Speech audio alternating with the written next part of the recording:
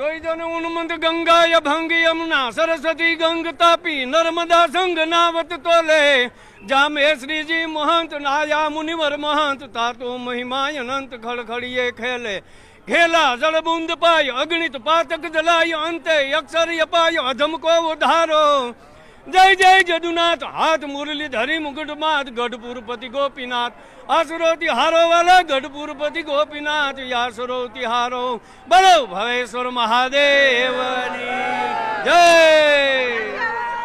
રાજકોટના હૃદય સમાન બાલાજી દાદાના મંદિરની બાજુમાં જ આ મંદિર આવેલું છે અને આ મંદિર છે લક્ષ્મીનારાયણ દેવનું મંદિર।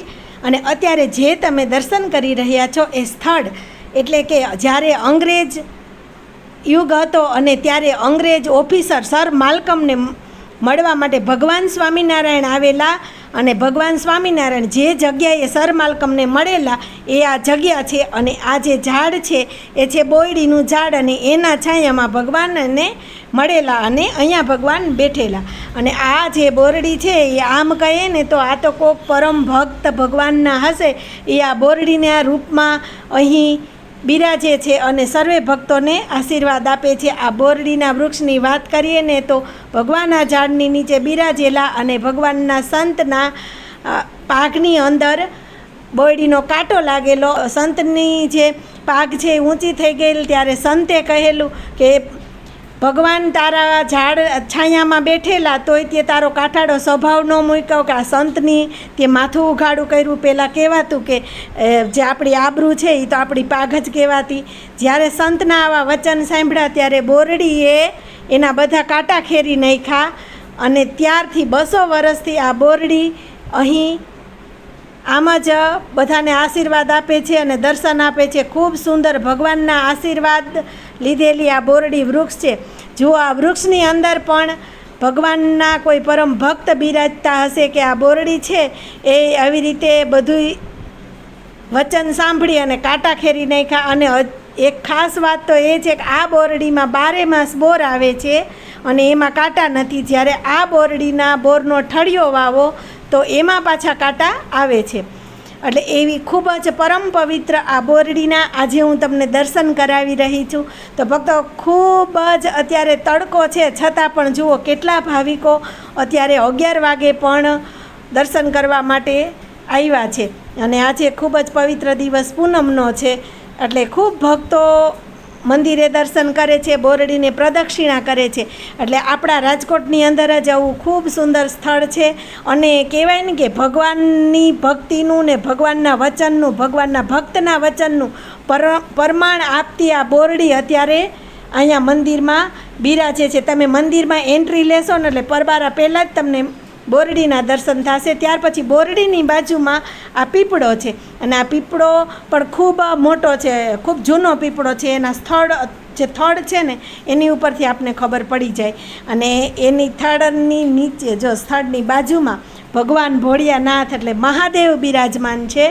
તો આપણે મહાદેવજીના દર્શન કરી મહાદેવને જળ ચડાવીએ અને ખૂબ ભાવિક ભક્તો જો મહાદેવને જળ ચડાવે છે અને આ પીપળાને પ્રદક્ષિણા કરે છે। એટલે ખૂબ જ સુંદર આ લક્ષ્મીનારાયણ દેવનું મંદિર છે અને અહીંયા ખૂબ સુંદર ભાવિકો બધાય દર્શન કરવા આવ્યા છે। તો સર્વને ભાવથી જય શ્રી કૃષ્ણ, જય માતાજી અને જય સ્વામિનારાયણ। તો આજે બ્લોગમાં હું તમને ભગવાન લક્ષ્મીનારાયણ દેવના દર્શન કરાવીશ। આપણે બદ્રિકાશ્રમ જઈને ભગવાનના દર્શન કરવા જ્યારે જઈએ ત્યારે પણ અહીંયા અત્યારે સાક્ષાત ભગવાન નારાયણ અને માં લક્ષ્મી આપને આ મંદિરની અંદર દર્શન આપે છે। તો હવે આપણે છે ને ભગવાનના દર્શન કરશું અને સાચું કહીને તો ભક્તો આ બદ્રિકાશ્રમ જ કહેવાય, કેમ કે ભગવાન નારાયણ પણ બિરાજે છે અને ભગવાન નારાયણને માં લક્ષ્મીએ બોરડી રૂપે છાંય કરી હતી। જ્યારે ભગવાન નારાયણ તપ કરતા હતા ત્યારે માં લક્ષ્મી બોરડીનું સ્વરૂપ ધારણ કરી અને ભગવાન નારાયણની છાયા કરે છે। એ આપણે બદ્રિકાશ્રમનો જે ઇતિહાસ છે અને જે કથા છે એ છે। એવી જ રીતે અત્યારે આ જે પવિત્ર બોરડી છે એ ભગવાનના મંદિરના આંગણામાં એટલે અહીંયા પણ ભગવાનને છાયા કરી રહી છે। એવું સુંદર આ મંદિર અને આ બોરડીના હું તમને દર્શન કરાવી રહી છું।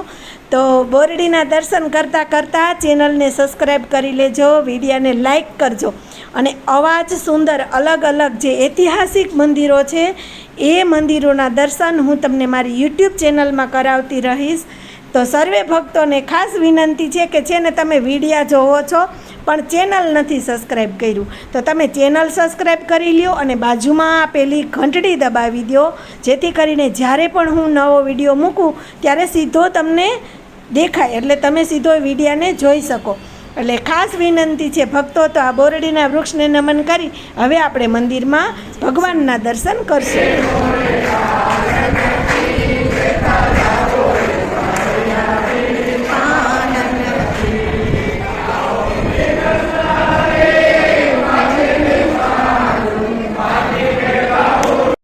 તો હવે આપણે મંદિરમાં આવી ગયા છીએ ને ભગવાનના સુંદર દર્શન આપને થઈ રહ્યા છે. જુઓ, ભગવાનને ખૂબ સુંદર વાઘા પહેરાવવામાં આવ્યા છે. ભગવાન સ્વામિનારાયણ, નારાયણ ભગવાન અને માં લક્ષ્મી માતા બિરાજમાન છે અને આપને દર્શન આપી રહ્યા છે. કેટલો સરસ ભગવાનનો શણગાર છે, ખરેખર ધન્ય થઈ ગયા એટલા સુંદર દર્શન ભગવાનના કરીને. સરસ, એટલો આનંદ થયો કે જાણે ભગવાન હમણાં બોલશે કે બોલ્યા, એટલો આનંદ થયો. માટે જાને ગોવિંદ આવું તું ને ગોતવા આન કુંજ ગલીમાં જોને કાન એવું તો ભૂલી રે પડું ભગવાન આય મને સામો રે મળજે નહીં તું સામલા. માટે જોને આ તો રવિ મંડળમાં રજની નહીં આન શશી મંડળમાં નહીં તલતાપ તેમ મૂર્તિ ભવેશ્વર મહાદેવની એ તો હરણ સર્વે સંતાપ.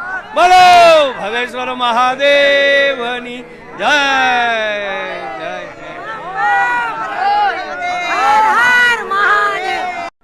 તો જન ઉન્મંત ગંગા યભંગ યમુના સરસ્વતી ગંગ તાપી નર્મદા સંગ નાવત તોલે જામે શ્રીજી મહંત નાયા મુનિવર મહંત તાતો મહિમાય અનંત ખળખળીએ ખેલે ખેલા જળ બુંદ પાય અગણિત પાતક જલાય અંતે અક્ષર અપાય અધમ કો ઉધારો. જય જય જદુનાથ હાથ મુરલી ધરી મુગટમાત ગઢપુરપતિ ગોપીનાથ આસુરોતી હારો વાલા ગઢપુરપતિ ગોપીનાથ આસુરોતી હારો. ભગવાનને આજે સુંદર મોગરાના વાઘા પહેરાવવામાં આવ્યા છે.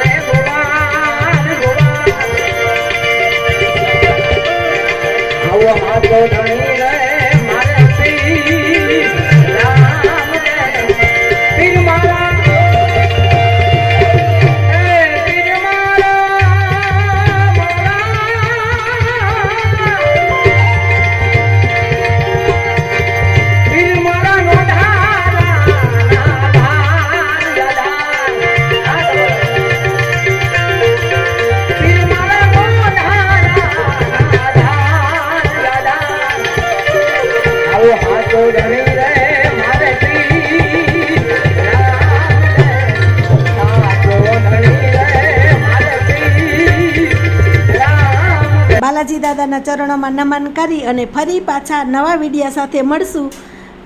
તો બધાને ખૂબ ભાવથી જય માતાજી, જય શ્રી કૃષ્ણ અને જય સ્વામિનારાયણ.